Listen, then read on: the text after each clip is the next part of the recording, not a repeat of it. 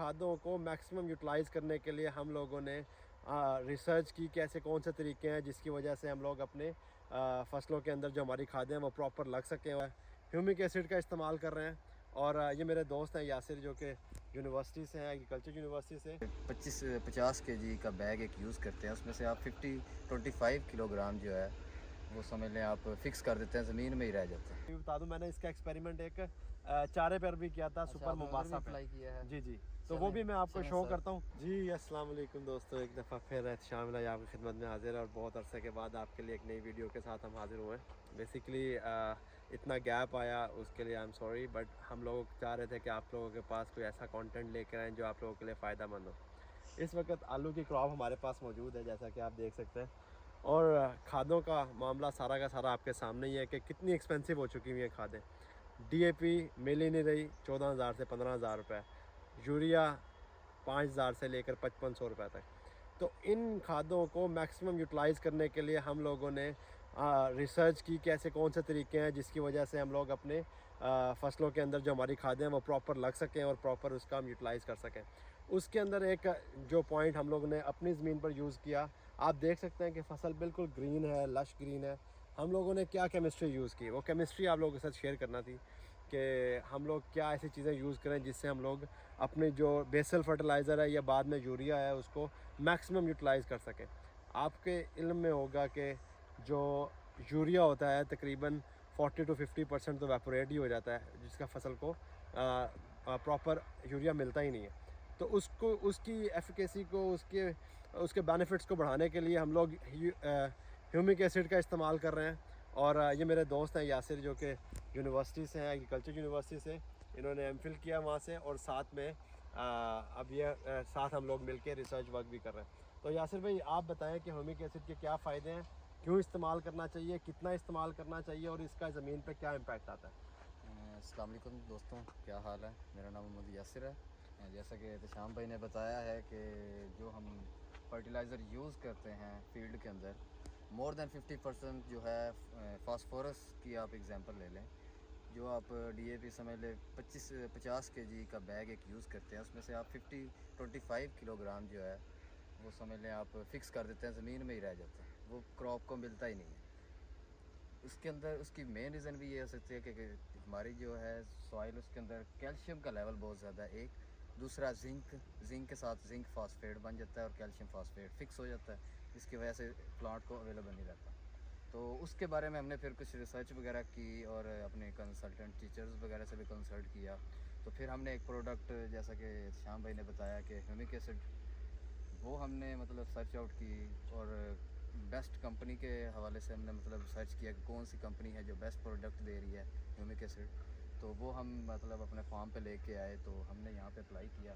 तो उसके बाद हम जो रिज़ल्ट्स पे पहुँचे हैं और सर से भी कंसल्ट किया, जैसा कि ओवरऑल वर्ल्ड में भी रिसर्च चल रही है। तो उसके ये है कि हमारी जो फर्टिलाइज़र था जो पहले फ़िक्स हो जाता था, उसकी एफिशिएंसी ऑलमोस्ट हमने 20% इंक्रीज़ हमने देखा है कि एक तो क्रॉप की ग्रोथ बहुत यूनिफॉर्म है, ग्रीन है, लश ग्रीन है, ठीक है। और इसके अलावा जो सॉइल का स्ट्रक्चर है वो भी इंशाल्लाह आने वाले दिनों में इसका इम्प्रूव होगा। जो आने वाली हम आगे क्रॉप्स लगाएंगे उसके ऊपर भी बेनिफिशियल इम्पैक्ट्स आएंगे इंशाल्लाह। और जो डोज़ के हवाले से है, डोज़ डिफरेंट भी हमने यहाँ पर ट्राई किया है। जो हमें जो सूटेबल लगी है क्रॉप पोटैटो के लिए, वो हम 10 लीटर फ़ी एकड़ के हिसाब से हम ये यूज़ कर रहे हैं। गंदम के लिए कितना होगी? गंदम के लिए भी सर 10 लीटर ही हो जाए तो बेस्ट रहेगा। अच्छा यासिर भाई, मैंने तो खुद ये यूज़ किया, तो मैं खुद आपको इसके बेनिफिट्स बता देता हूँ आप भी बताएं, आपने क्या देखा? बिल्कुल जो यूनिफॉर्मिटी आप देख सकते हैं क्रॉप के अंदर एक मौजूद है।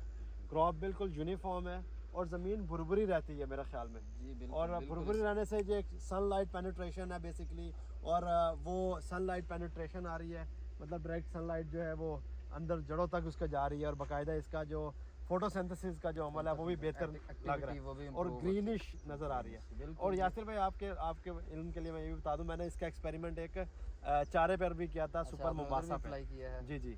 तो वो भी मैं आपको शो करता हूँ कि उसके अंदर हम लोगों ने इसको कैसे किया।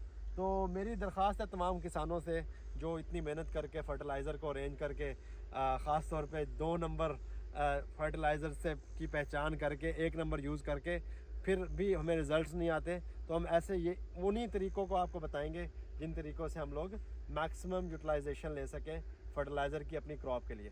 तो यासिर भाई उधर चलते हैं दूसरी उसमें, वो भी देखते हैं कि उधर हमने क्या किया। कि ये बेसिकली हाइब्रिड बाजरा लगा हुआ है। उम्मीद नहीं थी बेसिकली कि ये इस टाइम में भी ग्रो करेगा, क्योंकि सर्दियों के अंदर इसकी ग्रोथ रुक जाती है।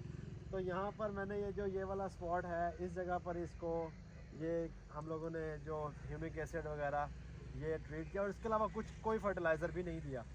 जो ये वाला एरिया था इसको हम लोगों ने नहीं दिया बेसिकली। तो ये आपके सामने एक डिफरेंस है कि ये हमारी क्रॉप के ऊपर इसका एक इम्पैक्ट आया है। जो पोटैटो है वो तो आपने सारा देख लिया कि वो सारा सिमेट्री में है और यूनिफॉर्मिटी में है, तो वहाँ पर वाज़े फ़र्क नज़र नहीं आ रहा, लेकिन यहाँ पर बहुत बेहतर तरीके से इसका नज़र आ रहा है फ़र्क। तो दोस्तों इसीलिए बेसिकली ये आपको दिखाने का मकसद ही ये था हमारा कि इन चीज़ों के इस्तेमाल से आपकी क्रॉप के ऊपर इम्पैक्ट आता है।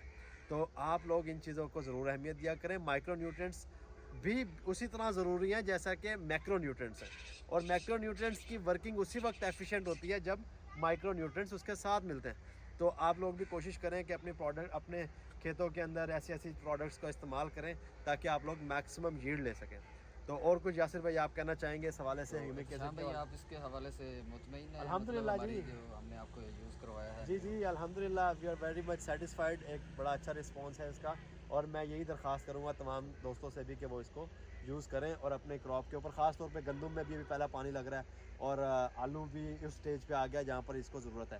तो नेक्स्ट वीडियो तक के लिए जी इंशाल्लाह मुलाकात रहेगी। थैंक यू, अल्लाह हाफ़िज़।